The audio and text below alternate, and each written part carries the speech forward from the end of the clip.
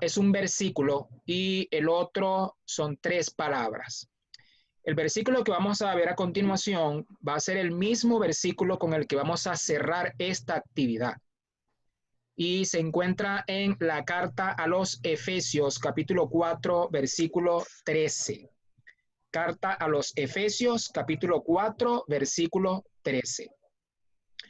En esa carta, es una carta, yo quiero confesarles mi gusto por esta carta a los Efesios, porque realmente, al igual, por ejemplo, como la carta a los Romanos, tiene una profundidad de pensamiento bien interesante. Sin duda alguna que Pablo no solamente es uno de los grandes pensadores de la Biblia, sino de todo el siglo I. En ese tiempo, como ustedes lo saben, los que han estudiado historia del primer siglo, de la época apostólica, todo eso, había figuras muy sobresalientes en el Imperio Romano, principalmente en Roma, también en Alejandría y en la misma Judea. Ustedes han escuchado en algunas ocasiones hablar de personajes, por ejemplo, como Tito Livio, como Plutarco, como Suetonio, como Tácito, Séneca, todos esos nombres. También hemos escuchado hablar de Josefo, hemos escuchado hablar de este Filón de Alejandría, todos esos grandes hombres, literatos, historiadores, bueno, realmente hombres muy elocuentes, muy inteligentes, pero entre todos ellos nosotros podemos colocar a Saulo de Tarso, Pablo, como uno de los grandes pensadores y escritores del primer siglo al nivel de estas personas que yo les estoy diciendo, y yo me atrevería a decir que aún más, porque Pablo estaba inspirado, motivado, asistido por el poder del Espíritu Santo. Entonces, amigos, esta carta a los Efesios contiene muchas de las reflexiones más profundas de Saulo de Tarso, de Pablo, porque recuerden que él estaba allí preso. Y estando preso, él escribió, aparte de los Efesios, escribió Filipenses, escribió Colosenses, escribió también las cartas a Timoteo, escribió Filemón. Y yo les recomiendo, hermanos, cuando ustedes tengan un tiempo, puedan revisar esta carta a los Efesios, porque realmente contiene una profundidad de pensamiento muy importante. El capítulo 4, versículo 13 de esa carta a los Efesios, ahí Pablo menciona lo que particularmente pienso que es el gran plan de Dios para el ser humano. El plan de Dios para el ser humano mientras estemos aquí en la tierra. ¿Cuál es el plan de Dios para todo ser humano? Para todo ser humano y principalmente para aquellos creyentes que han decidido colocar a Cristo en primer lugar. Yo quisiera pedirle disculpas, hermana Zoraida, si le molesto, si le importuno. Si usted está amable de leernos ese versículo, por favor. Capítulo 4 de la carta a los Efesios, el versículo 13. Carta del apóstol Pablo a los Efesios, capítulo 4, versículo 13, para que entonces podamos escuchar lo que dice allí la palabra de Dios, Efesios 4:13. Ya va porque me está molestando. A ver, ¿cómo? Ya va, pastor, ya va. Sí, sí, no se preocupe, que estamos en vivo. Efesios 4:13. Efesios 4, 13.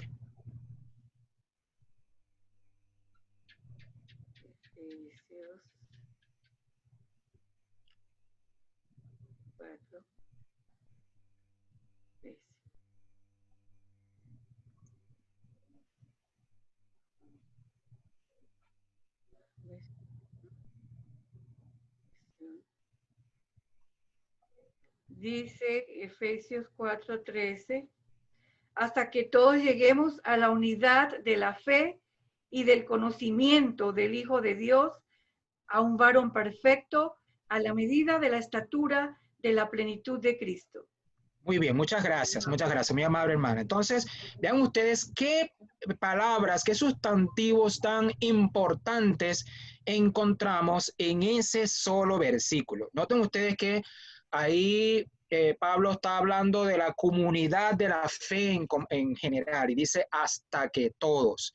Y cuando él menciona allí la palabra hasta, está hablando de un final. ¿Y cómo sabemos que es un final? Bueno, porque luego él dice el verbo lleguemos. Está hablando de una meta, está hablando de un ideal, está hablando de un blanco, está hablando de la concreción final de un proyecto. Y entonces ese proyecto es llegar a la unidad, pero no solamente de la fe. ¿Por qué lo empieza con la fe? Bueno, porque la vida se trata, amigos, la vida no es otra cosa que desarrollar o vivir la voluntad de Dios. Eso es la vida. Entonces, hasta que todos lleguemos a la unidad de la fe, y noten ustedes ahora lo que viene a continuación, además de la palabra fe, del conocimiento del Hijo de Dios. ¿Por qué esto, queridos amigos, es tan importante? ¿Por qué? Porque en un encuentro anterior que nosotros tuvimos con ustedes, con esta amada iglesia, hablamos acerca de qué es la vida eterna. ¿Qué es la vida eterna? A continuación voy a mencionar algo que es posible que algunos de ustedes estén de acuerdo conmigo, es posible que sí, es posible que no, pero lo que quiero decirles es que la mayoría de las personas que estamos en este camino, estamos es porque no queremos la condenación, porque estamos huyendo de la condenación. Pero muchos de nosotros que estamos en estas filas todavía no sabemos lo que es el amor de Dios. Todavía no lo hemos experimentado realmente, no porque Dios no esté dispuesto a darlo, sino porque nosotros no hemos decidido todavía, no hemos decidido tener ese tipo de intimidad con Dios que realmente nos lleve a conocer realmente a Dios como es. Y por eso Jesucristo dijo, y esta es la vida eterna, que te conozcan a ti, al único Dios verdadero, y a Jesucristo a quien has enviado. Así que, hermanos, la vida cristiana no consiste en reglas, en esto, digamos, en una cantidad de cosas. Todo esto que nosotros hablábamos, por ejemplo, de las obras, del fruto, de la actividad de la iglesia, nuestro desempeño como miembros de iglesia, todo eso es resultado de conocer a Dios, es el resultado. Pero Cristo, de una manera muy sabia, Él definió la vida eterna como conocerle a Él. En eso consiste. Entonces, ese versículo que vemos allí dice, hasta que todos lleguemos a la unidad de la fe, del conocimiento, y después dice, de un varón, pero claro, Pablo está hablando en sentido genérico, está hablando tanto del hombre como de la mujer. O sea, tanto hombre como mujer lleguen a una perfección. Y esa perfección es a la estatura de la plenitud de Cristo. Por supuesto, está hablando del Cristo humano. Está hablando del Cristo que estuvo aquí en la tierra y que dependió del Padre para poder vencer en este programa de la derrota del pecado. Por supuesto, allí Pablo no está hablando del Cristo en su dimensión divina, porque por supuesto es inalcanzable para el ser humano, pero tenemos que entender que todo lo que Cristo logró aquí en la tierra, lo logró por la fe en su Padre, hasta los milagros que él hacía, la resurrección, el Padre le permitió, le dio el permiso para resucitar. Es decir, que por eso Jesucristo dijo, las obras que yo he hecho, ustedes las harán mayores porque yo voy al Padre. Entonces, queridos amigos, esto que vemos ahí en este versículo, capítulo 4, versículo 13, esto debe ser el gran proyecto de vida. El gran proyecto de vida que todo cristiano, una vez que entra a estas filas, una vez que pasa por las aguas bautismales, una vez que esa persona levanta su mano ahí delante del bautisterio y dice, yo creo, cuando da su voto bautismal, este versículo es el que debe pasar adelante como el gran proyecto de vida de la persona. Es cierto que en este mundo tenemos, bueno, una cantidad de planes, queremos comprar una casa, queremos comprar otro carro, queremos tener este ahorro, quiero adquirir tal cosa, quiero graduarme de esta carrera, hacer esta otra carrera, montar este negocio, que mi negocio crezca, todo eso está bien y estoy de acuerdo. Estoy de acuerdo y 100%, y uno mismo también está involucrado en una cantidad de actividades como las que he mencionado. Pero si este versículo, si esto que estamos diciendo aquí está ausente en nuestra vida, entonces realmente estamos careciendo, o sea, no hay una diferencia con el mundo, no hay una diferencia. Cuando nuestra conversación se basa en todo esto que he dicho anteriormente, pero Cristo no ocupa el lugar primordial en lo que tiene que ver en nuestro crecimiento personal, pues realmente yo creo que deberíamos revisar nuevamente nuestra vocación como cristianos y empezar de cero. Por eso es que es muy importante esta temática de hoy, porque durante estos minutos vamos a tratar de descubrir un poquito quiénes somos nosotros, quiénes somos. En segundo lugar, para qué hemos venido a este mundo. Y en tercer lugar, en base a ese descubrimiento de que para qué hemos venido, entonces, ¿qué vamos a hacer con ese cometido? ¿Qué vamos a hacer? Entonces, uno de los ejercicios más importantes que puede hacer el ser humano en su vida es descubrirse. Descubrirse. Yo recuerdo un libro que escribió nuestra querida amiga Nancy Van Pelt, esta famosa escritora de libros de familia, y había uno muy interesante que era de aquella trilogía famosa de libros del hogar, de los primeros que ella sacó pues para la venta. Aquel libro en español se llamaba Cómo triunfar en el amor. Y a mí siempre me llamó la atención que uno de los primeros capítulos, el primero o segundo capítulo de ese libro, decía, conócete a ti mismo. Por supuesto, porque eso de aventurarse a tratar de hacer un proyecto de hogar, de familia, con una persona, con un desconocido, porque en el momento que ese hombre o que esa mujer me diga, bueno, sí, sí, me gustaría ser tu novio, tu novia, para luego casarme, es un desconocido. Fíjense que nosotros podemos estar 3 años ya casado con la persona, 3 años casado ya, 5 años y 10 años, y siempre va a llegar el momento que usted le va a decir a la persona, te desconozco, te desconozco. Yo no sabía que tú tenías este detalle. Y todavía hasta más, pueden pasar 15 o 20 años, y llega un buen día que el hombre entra por la puerta rascándose la cabeza y le dice a la esposa, mira, ¿sabes qué? Cada día te conozco menos. Entonces es un reto.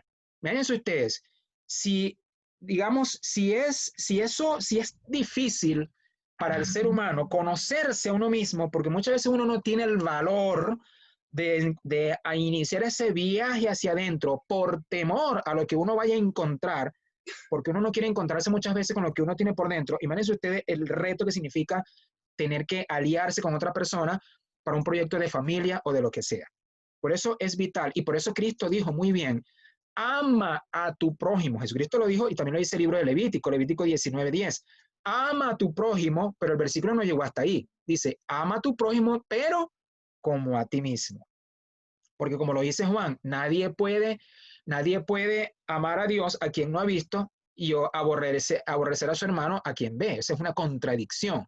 Y todo eso pasa por nuestra comprensión de nosotros mismos. Entonces, uno de los ejercicios más importantes que un ser humano puede hacer es el de conocerse a sí mismo. Y cuando se conoce a sí mismo, hay algo muy refrescante para la persona, algo que le da estabilidad, algo que le da, vamos a decir, por ejemplo, sentido de dirección y una cantidad de elementos que es el concepto que uno puede desarrollar de uno mismo. El concepto es algo sumamente importante, gratificante y es una señal de madurez, de crecimiento, de adelanto, de reflexión. Y en la Biblia hay una cantidad de personas que se definen a sí mismos que eran ellos. Por ejemplo, si nosotros preguntamos ahorita ya, para que ustedes no para que me lo digan a mí porque sé que tienen sus micrófonos apagados, pero si yo pregunto, por ejemplo, así, menciono nombres ahí al azar. Si yo digo Leonardo da Vinci, diga usted con una sola palabra, ¿qué era Leonardo da Vinci? ¿Qué era? ¿Un qué? Ajá, un pintor. Si yo digo, por ejemplo, Isaac Newton, ¿qué era Isaac Newton? ¿Qué era? Un físico. Si yo digo, por ejemplo, la palabra Nelson Mandela, ¿qué era? Un político. Si yo digo Lionel Messi, ¿qué es Lionel Messi? Un deportista, ¿verdad? Un futbolista, y así. Es decir, que cada persona tiene como su marca de fábrica, ya que con una, es como cuando nosotros decimos cualquier parte del cuerpo. Yo digo, por ejemplo, la palabra fémur. ¿Qué es fémur? ¿Qué es el fémur? Un hueso. Un hueso. Si yo digo, ¿qué es el bíceps? Es un músculo. Si yo digo, ¿qué es el estómago? Es un órgano. ¿Verdad? Y así sucesivamente. O sea, cada aspecto tiene como que con una sola palabra lo podemos definir. Entonces, amigos, si en este momento se escribiera una biografía de nosotros, de cada uno de los que estamos aquí en esta transmisión, en esta noche, ¿cuál sería esa palabra única con la cual nosotros seríamos definidos? ¿Cuál sería esa palabra única?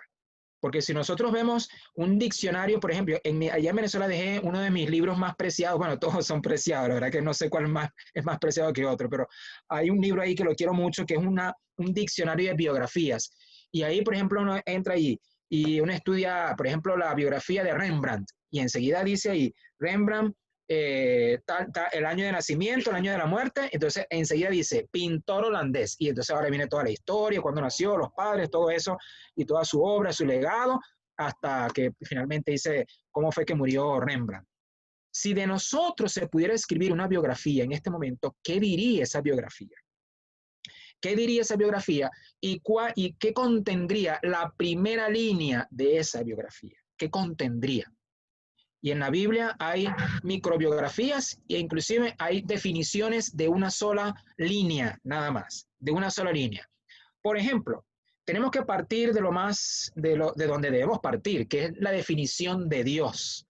¿Cómo se define Dios a sí mismo? ¿Cómo se define Jesucristo? Si nosotros vamos, por ejemplo, al libro de Éxodo, el capítulo 3, ahí en el versículo 12 en adelante, cuando Moisés estaba encontrando allí con Dios, cuando fue el encuentro ese milagroso de la zarza ardiente, ahí entonces Moisés, queriendo de alguna forma manipular a Dios, o como que perdió de vista con quién era que estaba hablando, entonces Moisés, tratando de encontrar la excusa, le dice a Dios así, pero bueno, pero si me dicen, si me preguntan, ¿quién me envió? ¿Qué voy a decir yo? Porque yo no tengo esa respuesta. A lo que Dios entonces da una de las respuestas más abarcantes de toda la Biblia, ahí en el versículo 12, 13, 14, cuando Dios le dice, diles que yo soy. Yo soy el que soy. O sea, nadie, absolutamente nadie en el universo puede decir eso. Yo soy el que soy. Este es algo parecido a lo que dice allá en Apocalipsis, capítulo 1, versículo 6, cuando dice el que era, el que es y el que ha de venir. Es decir, el que siempre ha existido, el que existió, el que sigue existiendo hoy y seguirá existiendo por toda la eternidad. La causa primera de todo lo que existe. Si es que hubo un Big Bang, lo hubo, no lo hubo, lo que sea, si digamos como lo que se acepta generalmente en la física es que llegó un momento que la materia se concentró tanto, se concentró con un tamaño más pequeño que la punta de un alfiler, y que eso la materia no pudo contener tanta energía y entonces explotó hace 13.500 millones de años atrás, y que por eso el universo se sigue expandiendo y todo lo que ya nosotros sabemos hasta el día de hoy. Si eso ocurrió o no ocurrió, como sea que haya pasado, igualito se necesitaba alguien que haya creado la materia. Entonces Dios ha dicho, yo soy el que soy. ¿Cómo se define Dios a sí mismo? Bueno, la definición más grande que Dios dio a Moisés y al ser humano en la escritura es ese versículo que está ahí. O sea, yo soy la fuente de toda vida, de todo lo que existe. Yo soy el autor del universo, yo soy el responsable de que la vida continúe y siga existiendo. Pero ¿qué dijo Jesús de sí mismo? Bueno, Jesús dijo muchas cosas de sí mismo. Por ejemplo, si nosotros vamos al libro de Juan, capítulo 8, por favor, usted va allí al libro de Juan, capítulo 8, versículo 12, usted va a encontrar ahí, vamos solamente a pasar por dos definiciones de Cristo, porque aunque Cristo dijo muchas cosas, no las podemos abarcar todas, por supuesto. Pero si nosotros vamos ahí al libro de Juan, capítulo 8, versículo 12, encontraremos ahí esa primera línea. Como Jesús dice ahí, dice, yo soy, ¿qué cosa? La luz del mundo. Yo soy la luz del mundo. El que me sigue no andará en tinieblas, sino que tendrá la luz de la vida. Esto es un concepto, necesitaríamos como 2 horas nada más para este versículo, para decir una cantidad de cosas que hay allí, pero me estoy circunscribiendo solamente a la definición. ¿Cómo se definía Cristo a sí mismo? ¿Cómo se definía? Yo soy la luz del mundo. Ahí mismo en el libro de Juan, en el capítulo ahora 11, versículo 35, usted va a encontrar otra definición de Jesucristo que para mí particularmente me es muy asombrosa. Juan 11:35, porque ahí Jesucristo dice, si no es el 35, es el 25, donde dice, yo soy la resurrección y la vida. Yo soy la resurrección y la vida. ¿Quién puede decir eso en la tierra? ¿Qué científico, qué biólogo, qué antropólogo, todos estos que trabajan con la molécula del ADN, con lo que tiene que ver con clonación y todo, quién puede decir eso? El hombre ha tratado de jugar a ser Dios para crear vida otra vez, darle vida a los dinosaurios y todo eso. No se puede. No se puede porque el ser humano no puede llegar a la fórmula de la vida. Eso solamente lo puede hacer Cristo. Y además Cristo no solamente dijo, yo soy la vida, sino que dijo, yo soy la resurrección. O sea, la fórmula de volver a vivir solamente la tengo yo. Solamente la tengo yo. Yo soy la resurrección y la vida. Entonces, esto, amigos, es muy importante porque este tipo de definiciones y otras más que Cristo dio, por ejemplo, cuando él le dice a Pilatos, tú dices que yo soy rey, y es verdad porque lo soy, él lo dijo, porque lo soy. Yo para esto he venido al mundo, yo para esto he nacido, para ser rey. Es muy importante. O cuando él estaba con los discípulos en la noche que fue entregado también, cuando le lavó los pies, que él dijo, ustedes dicen que yo soy el maestro, y lo soy, me dijo, y lo soy.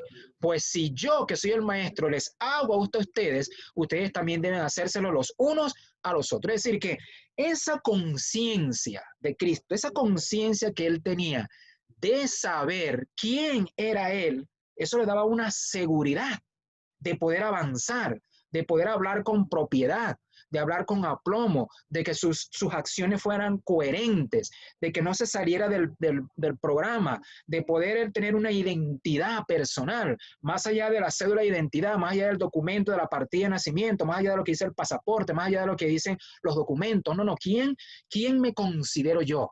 ¿Quién me considero yo y por qué?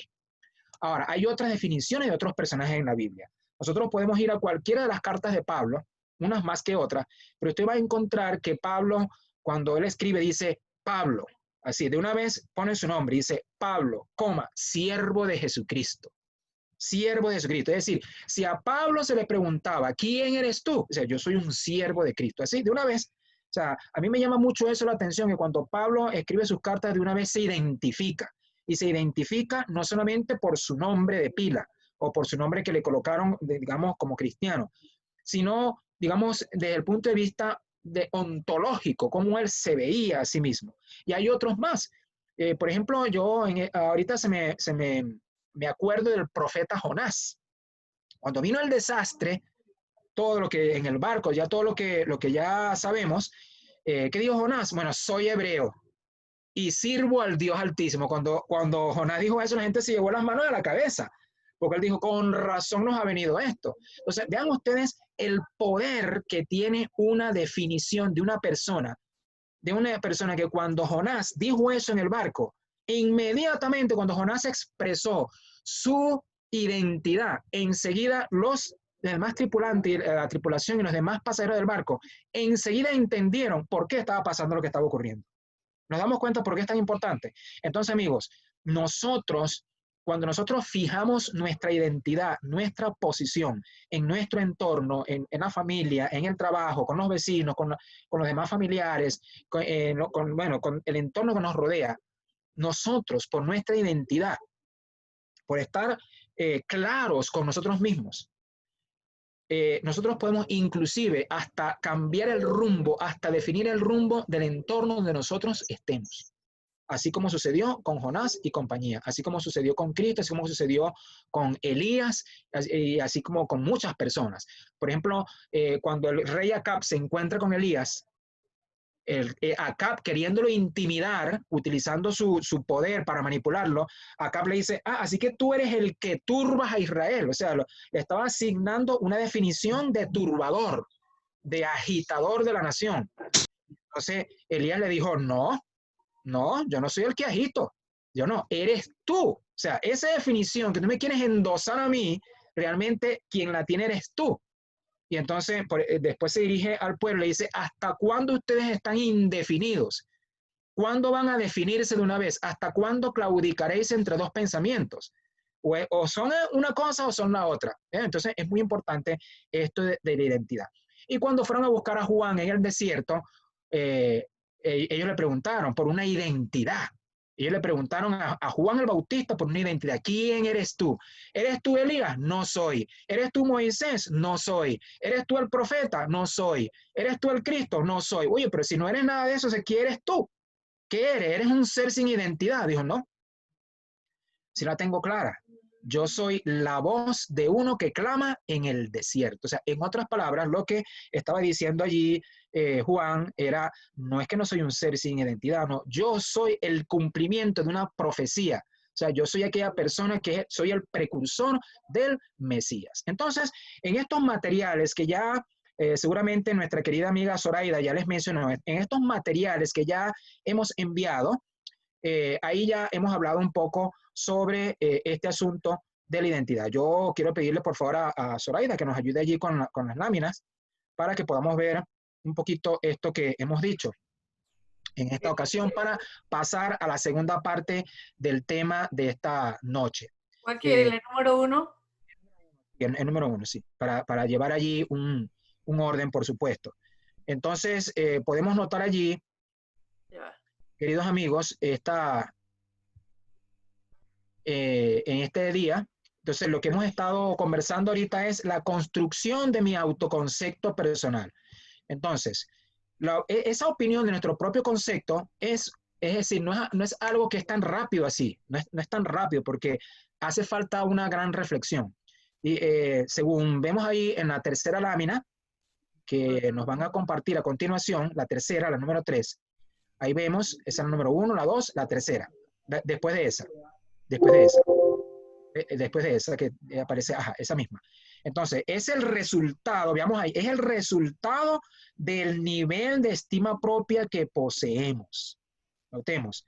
Y ese concepto que nosotros tenemos de nosotros mismos puede formularse en base al oficio o la función, en base a las posesiones, en base a la familia de donde provengo o en base a la esencia interna. Es decir, que yo recuerdo una amiga en Venezuela de nombre Marjorie, y ella era una persona que tenía como 3 profesiones, como 3 carreras. Sin embargo, cuando ella enviaba sus correos, yo recuerdo cuando ella me escribía, pues no solamente a mí, a cualquier persona, ella escribía el mensaje, lo que iba a decir en el correo electrónico, y al final decía Marjorie Rosales, me acordé del nombre, Marjorie Rosales, y abajo ella colocaba servidora de Cristo. A mí me gustaba mucho eso, cómo ella se autodefinía. Entonces, dependiendo de aquel aspecto de la vida en el cual yo me enfoque más o que para mí sea más importante, así yo me voy a definir. Si para mí lo más importante es el trabajo, entonces yo me voy a definir en base al punto 1 que está ahí. Si para mí yo soy un ser materialista y si me quitan lo que tengo, no soy nadie, entonces yo me voy a definir en base a las posesiones que, como lo dice ahí, el punto 2.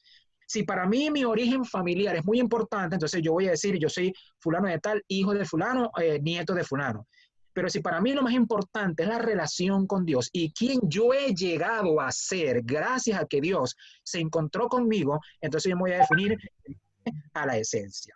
Muy bien. Luego entonces pasamos a la siguiente lámina. Y en esta siguiente lámina, entonces vamos a ver cómo se alimenta, de dónde surge este asunto de mi definición personal.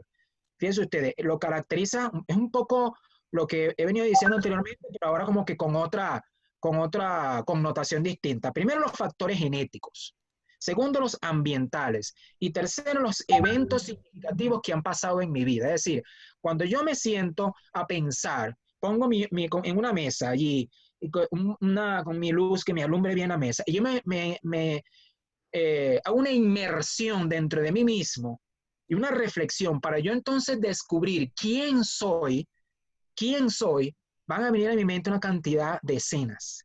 Van a venir escenas de la niñez, escenas de mi juventud, dónde me crié, si fuera a la universidad, qué profesores tuve, qué profesores influyeron en mí, por qué hoy día me gusta tal cosa y otra no me gusta, por qué me gusta tal comida y tal comida no me gusta, por qué de una forma inexplicable hay asuntos que me irritan y yo ni siquiera sé por qué.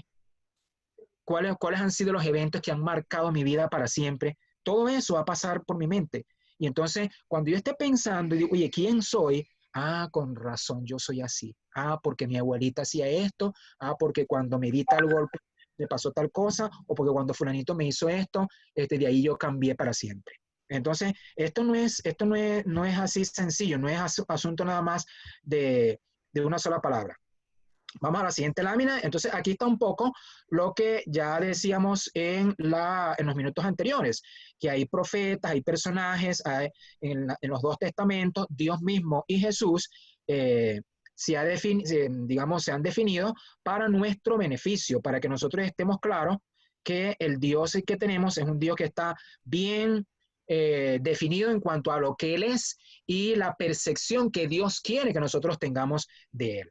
Muy bien, en la siguiente lámina ahora, con respecto a los factores genéticos, recuerden que ya yo les envié a ustedes en este día, desde temprano, les envié allí una guía no es para que la llenemos ahí corriendo, no es para que sea algo allí, digamos, irreflexivo, esto que estamos haciendo ahorita es el abreboca para que tú individualmente, íntimamente con Dios, tengas este encuentro con Él y contigo mismo para poder llegar a donde queremos llegar. Entonces tenemos ahí esto que le estamos dejando, trata de pensar en este momento 5 aspectos en los que tú te parezcas a tu mamá.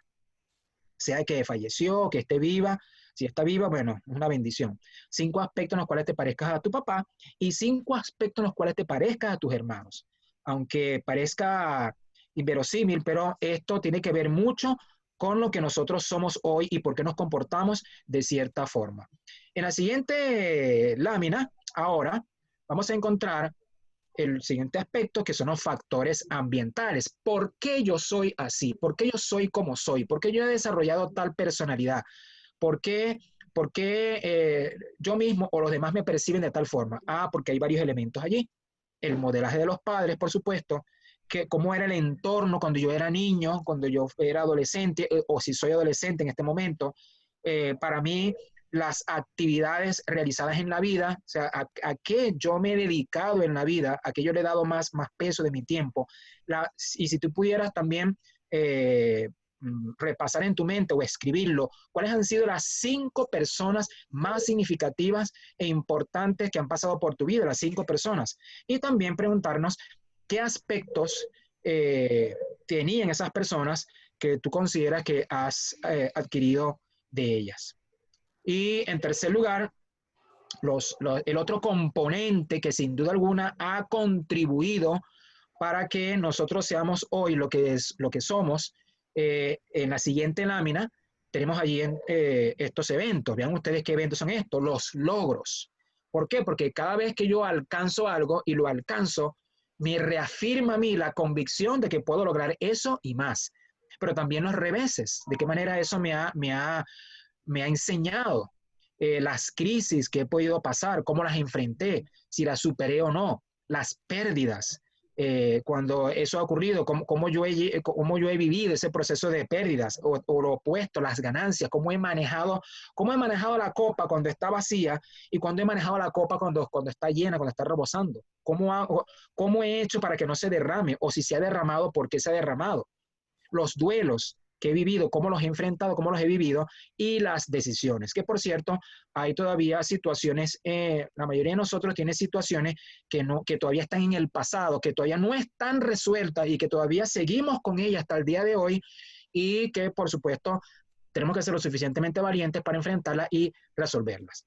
En la siguiente lámina entonces, tenemos algo bien importante aquí, que le voy a pedir que esto lo hagamos mañana al terminar. Es decir, no es que lo hagamos mañana, usted lo va a hacer y los resultados lo podemos hacer mañana a la hora de la sociedad de jóvenes antes del tema principal. Antes del tema principal. Ahí, cada uno de esos elementos que están allí en esta lámina, ahí donde está ese animalito, yo les voy a pedir que ustedes con mucha reflexión, individualmente, sin preguntarle a nadie, usted individualmente, usted conteste, si en vez de ser yo mismo, pues, si yo no fuera una persona, si yo fuera un color, un animal, una fruta, una comida, un utensilio de cocina, una pieza de ropa, un tipo de tienda, un lugar o una persona, otra persona que no fuera yo, ¿qué sería usted y quién sería usted? Parecen preguntas un poco tontas, pero yo quiero decirles que hay mucha ciencia después de esto. Así que para mañana en la sociedad de jóvenes, antes del tema final de mañana en la tarde. Vamos a compartir estos resultados. Y bueno, luego tenemos allí este tipo de preguntas que están en la guía que yo le envié con sus respectivas líneas para que sean llenadas. Esto es para su reflexión personal. ¿Cuál es mi rasgo más dominante? ¿Qué es lo que más me agrada de mí mismo? ¿Qué es lo que menos me agrada? ¿Cómo me comporto en las relaciones humanas? ¿Cómo soy? ¿Qué es lo que más me agrada de las personas? O sea, cuando alguien me cae bien, ¿por qué me cae bien? Y cuando alguien no me cae bien, ¿por qué será? Y si yo pudiera con una sola palabra definir cuál es mi actitud ante la vida, ¿cuál sería? Entonces, la siguiente lámina, cuando yo voy resolviendo cada una de estas preguntas, me voy aproximando a mi autoconcepto, hasta que finalmente digo cómo me veo yo, cómo me ven otros y lo más importante, cómo me ve Dios. Cuando ya tengo toda esta reflexión de estas láminas que hemos revisado en esta ocasión, entonces ahora yo podría estar preparado para decir quién soy. A continuación, entonces, vamos, hermana Zoraida, vamos a la segunda parte. A la segunda parte, ahí le estamos dejando ese concepto que Jesucristo dijo de sí mismo, que ya lo revisamos hace unos segundos atrás. Cuando ya yo estoy entonces definido en quién soy yo, entonces estamos en mejores condiciones para yo saber cuál es mi lugar en este mundo, cuál es mi lugar. Y para eso yo les voy a pedir, por favor, que busquemos ahí en nuestras Biblias la primera carta a los Corintios, la primera carta a los Corintios, el capítulo número 2. Número 2. La primera carta a los Corintios, el capítulo 2. Y usted va a encontrar allí los versículos 9 en adelante. Cuando usted va revisando esos versículos, usted va a encontrar allí algo muy, pero muy, muy importante y profundo, porque ahí Pablo está hablando y entonces dice allí, Pablo está diciendo en ese momento que el Espíritu de Dios es el que revela los misterios al ser humano. El Espíritu de Dios. Dice, pero el Espíritu todo lo escudriña, aún lo profundo de Dios, y nos lo revela. Ven ustedes qué impresionante es esto. Esto se parece mucho a un versículo que yo ya compartí con ustedes hace unas semanas atrás, cuando les decía en el Salmo 25:14, cuando dice, la comunión íntima de Jehová es con los que le temen, y a ellos le hará conocer su pacto. Eso se parece. Entonces, aquí cuando llegamos a este versículo, ¿qué está diciendo Pablo ahí? Pablo está diciendo que cuando el ser humano tiene una duda, cuando el ser humano quiere resolver el drama de su vida, cuando el ser humano quiere saber por cuál dirección, dice ahí, pero el Espíritu todo lo escudriña, aún lo profundo de Dios, y nos lo revela. Nos lo revela.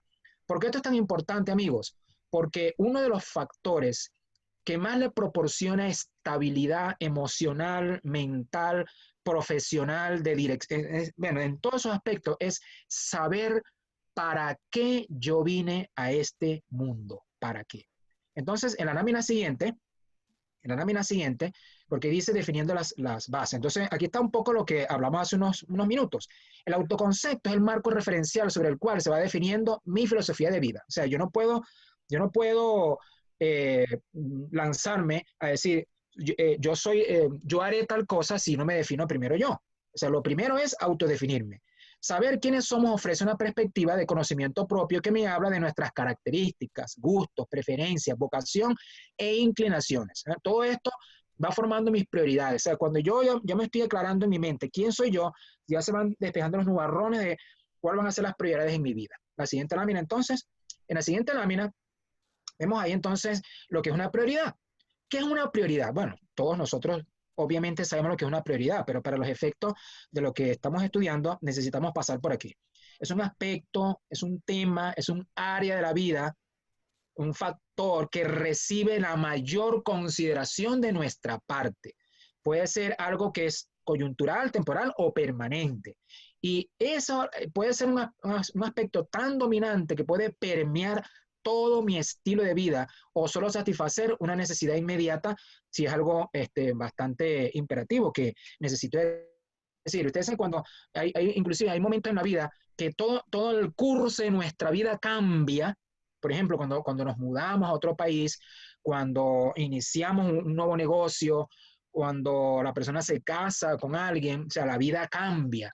La vida cambia. Bueno, ¿por qué? Bueno, porque esa persona pensó que el irse de donde estaba, ir a otro país, iniciar ese negocio nuevo o casarse con esa persona, eso era su prioridad y por supuesto cambió la vida. Vamos a la siguiente lámina, por favor. Entonces, por esto es importante que veamos que la prioridad se construye cuando a eso le dedicamos más tiempo, más pensamientos, más energía, más recursos y más cuidado. Y más cuidado porque ese algo tiene que salir bien, porque prácticamente de ese aspecto depende toda mi vida. En la siguiente lámina, entonces tenemos lo importante que es esto. ¿Por qué es tan útil tener una prioridad central? Si nosotros vamos, por ejemplo, en este instante al libro de Juan, vamos al libro de Juan, por favor. El libro de Juan, usted va a encontrar ahí en el capítulo número 18, y yo le invito que vaya, revise, por favor, desde el versículo 36 en adelante.